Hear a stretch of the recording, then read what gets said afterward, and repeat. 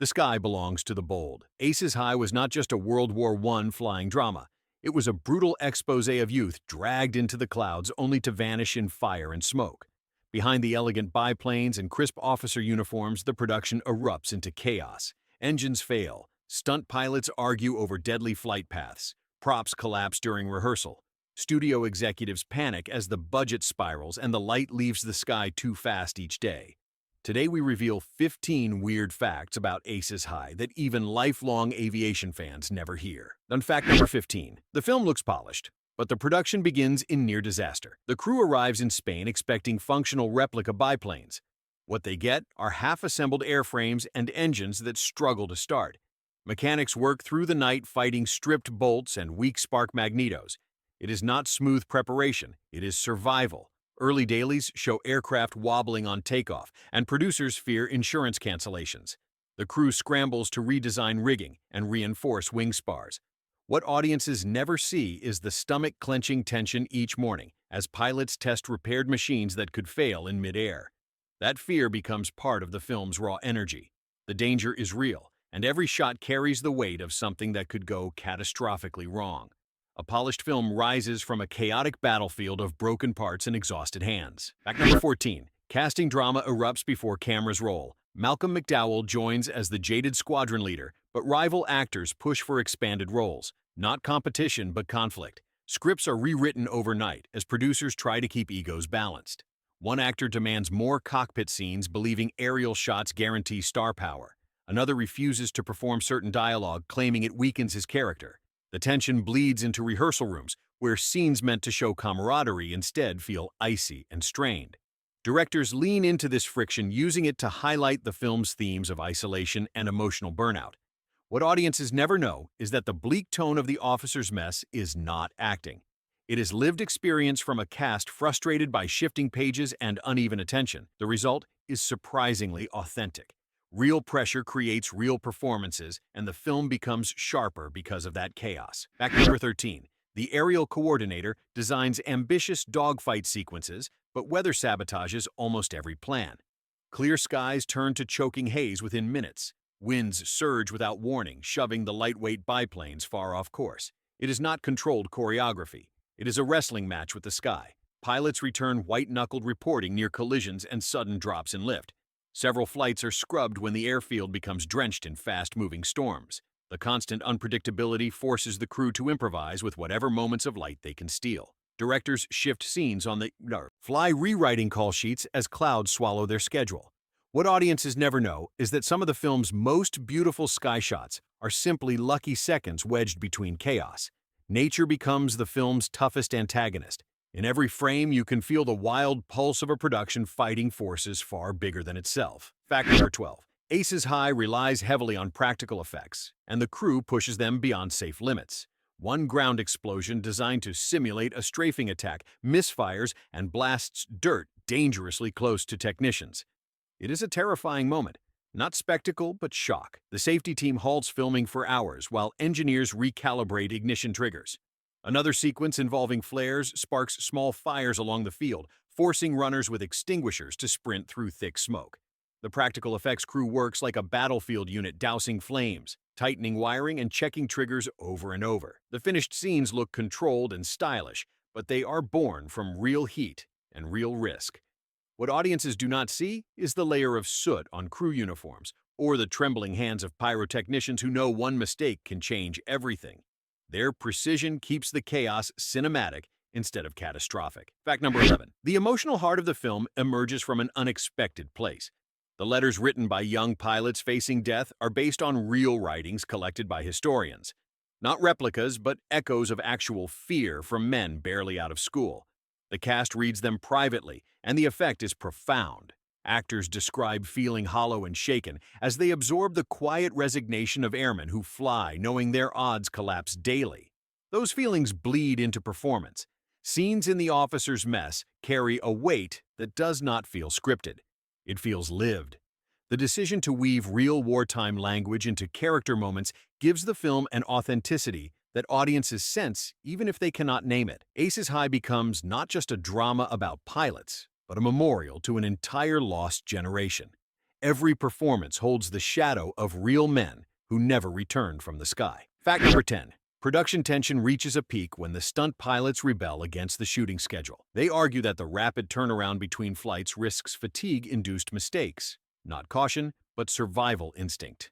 The director pushes for more aerial coverage while daylight slips away and tempers ignite on the tarmac. One pilot walks off set after a near stall during a steep banking shot. Another refuses to perform a planned dive until engineers recheck the engine mounts. This is the moment where the film almost collapses. And right here is your reminder to go ahead and like and subscribe, because these deep production truths only reach you when we keep digging into the chaos behind the classics. Once the crew agrees to longer maintenance windows, the mood stabilizes, but the bruise remains. What looks smooth and heroic on screen is forged from raw argument sphere and exhausted human limits. Fact number 9. The uniforms seen on screen are not standard costume pieces. They are tailored from scratch using rare materials sourced from military collectors. The fabric is heavy and stiff, and the heat on location turns each wardrobe call into an endurance test. Actors sweat through layers under studio lights that burn hotter than expected. Not simple costuming, but physical trial. One actor faints during a long officer's mess scene shot in an enclosed space with no airflow.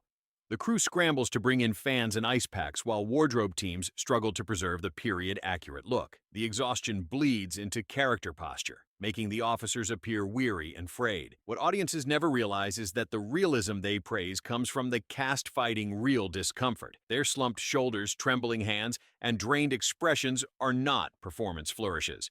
They are the natural outcome of long hours sealed in blistering gear. Fact number 8. One of the film's most striking dogfight sequences is born out of a mistake. A camera mount attached to a replica biplane shakes loose during a high-speed chase. Instead of smooth tracking, the footage wobbles violently, creating a raw sense of chaos. The pilot lands furious, demanding a full inspection. The cinematographer, however, sees potential. Not error, but opportunity. After reviewing the dailies, the director decides to incorporate the shaky aesthetic into multiple shots. It gives the aerial combat an aggressive documentary feel and breaks the polished look typical of period war films. What audiences never know is that a technical failure becomes visual gold. The final cut includes several fragments captured during that accidental flight, and these moments intensify the emotional grit of the battles. A simple mechanical slip transforms into a defining stylistic element, proving that chaos often shapes the greatest images. Fact number 7. The locations chosen for the airfield scenes present a hidden challenge. The ground is uneven, riddled with soft patches that threaten to swallow the thin wheels of the vintage-style planes. Taxiing becomes hazardous. Pilots report sudden lurches as wheels sink into unpredictable soil. Not stable runway, but shifting trap. The crew brings in heavy rollers to compress the ground, but heat dries the surface. Then flash storms soften it again. A never-ending cycle. Each morning begins with ground checks and emergency repairs. The actors waiting for cockpit calls watch mechanics probe the earth like archaeologists searching for safe paths. This unpredictable terrain shapes the performances. The visible caution on screen is real. Pilots inch forward, aware that one hidden dip can flip the aircraft. The audience sees tension. What they do not see is the silent prayer uttered before each take, hoping the ground remains firm long enough to lift into the sky. Fact number 6. The film's haunting portrayal of rookie pilots being devoured by relentless combat is grounded in the director's personal research into World War I aviation psychology. He conducts interviews with historians and studies diaries that detail crippling fear and spiraling detachment. Not academic curiosity, but emotional immersion. He encourages the cast to imagine what it feels like to fly daily missions with statistical certainty of death. Rehearsals become intense. Actors sit in dim rooms reading accounts from 19-year-olds who survive only weeks at the front. The director pushes them to speak lines while holding that dread deep inside. On set, this mood lingers like fog. Even between takes, the cast moves slowly, as if carrying invisible weight. What audiences sense is a strange heaviness that hangs over every scene. It does not come from costume or set design. It comes from real emotional excavation that leaves the entire crew shaken. Fact number 5. Aces. High uses real aircraft to achieve its breathtaking aerial shots, but one flight nearly ends the production. During a formation pass, a replica biplane loses partial lift as a thermal pocket rises beneath it. The plane dips violently toward another aircraft, and the pilots split formation just in time. Not routine flying, but a brush with disaster. The stunt coordinator calls an emergency halt, ordering full inspections and recalibration of wing tension. The director watches in stunned silence as pilots sketch the near collision on the back of call sheets to explain how close they come to catastrophe. This moment changes everything. From that day forward, every flight plan is triple-checked and any questionable maneuver is abandoned. The tension on set becomes palpable as pilots climb back into cockpits knowing how thin the margin truly is. The final film carries that charge. Every sweeping shot holds the echo of that narrow escape. Fact number 4. One of the most emotionally crushing scenes involves a young pilot breaking down under pressure. The performance feels painfully real because the actor arrives on set that day after receiving distressing news about a family member. Not scripted frailty, but genuine heartbreak. The director quietly asks if he wants to postpone the scene. The actor chooses to continue believing the raw emotion might enrich the moment. When the cameras roll, his voice cracks, and his eyes fill in a way no rehearsal ever achieves.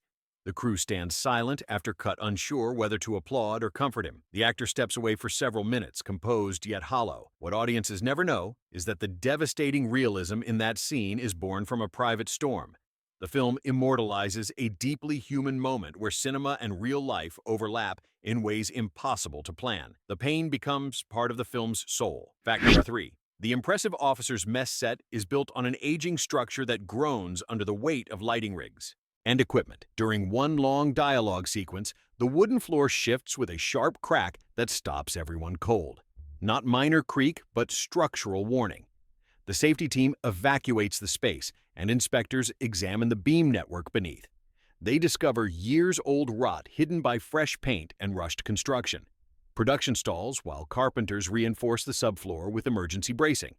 For 2 days, actors rehearse in open fields as hammering and sawing echo through the air. This disruption changes the scene. When filming resumes, the cast carries a restless energy that seeps into performance.